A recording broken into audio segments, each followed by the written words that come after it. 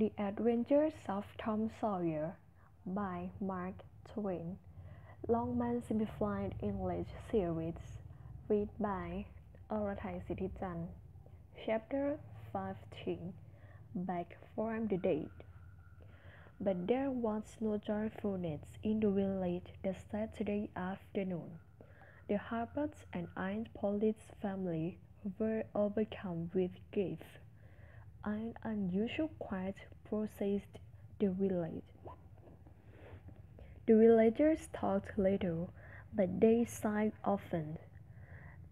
The Saturday holiday seemed a burden to the children. They were not interested in their sports and gradually gave them up. In the afternoon, Becky Thatcher found herself wandering about the deserted schoolyard and feeling very unhappy, but she saw nothing there to comfort her. Presently, she stopped and said to herself, "It was just here. Oh, if he wants to do it again, I wouldn't say that he was very smart. I wouldn't say that for the world. But he's gone now, and I'll never see him any more." This thought made her burst into tears, and she walked slowly away.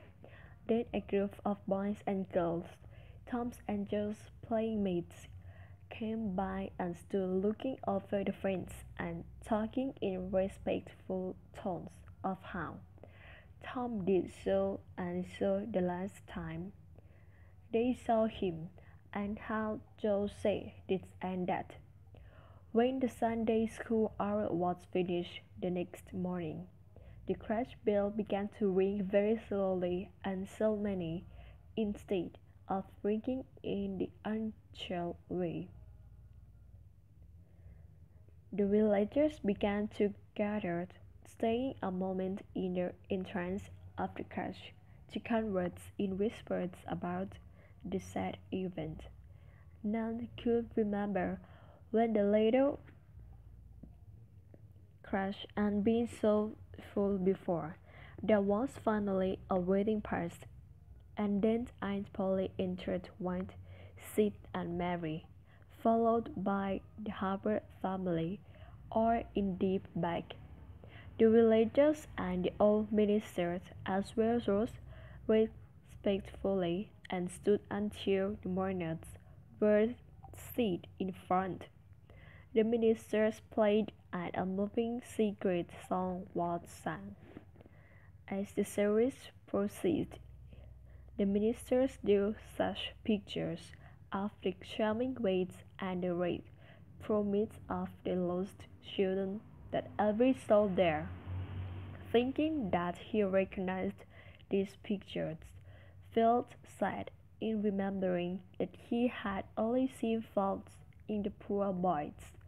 The minister described some good deeds in the lives of the departed, which showed their sweet, generous natures. The villagers became more and more moved as the sad tale went on, till at last there was not a dry eye in the whole crush. Among the unused seats upstairs there was a sign-note which nobody noticed. A moment later the crash door creaked. The minister raised his streaming eyes above his handkerchief and stood as if turned to stone, gazing in the direction of the door, or turned round, rose to their feet, and stared as if they could not believe their eyes. Why, the three dead boys come marching up the middle of the crash, Tom leading, Joe next, and Huck last. They had been hidden upstairs, listening to their own funeral service. Aunt Polly, Mary, and Herbert threw themselves upon their recovered ones, covered them with kisses, and frowned at Thanksgivings, while poor Huck stood ashamed and uncomfortable in his rags, not knowing what to do or where to hide from so many unfriendly eyes. He started to creep away, but Tom seized him and said, "Aunt Polly, it isn't fair. Somebody must be glad to see Huck, and so there shall.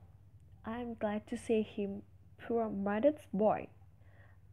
And the loving attentions which Aunt Polly showered upon him made him more uncomfortable than he was before. Suddenly the minister shouted at the top of his voice, "Praise God from whom all blessings flow. Sing and put your hearts into it." And they did, while the grand old song shook the roof. Tom Sawyer, the pirate, looked around upon the envying children about him, and confessed in his heart that this was the proudest moment of his life.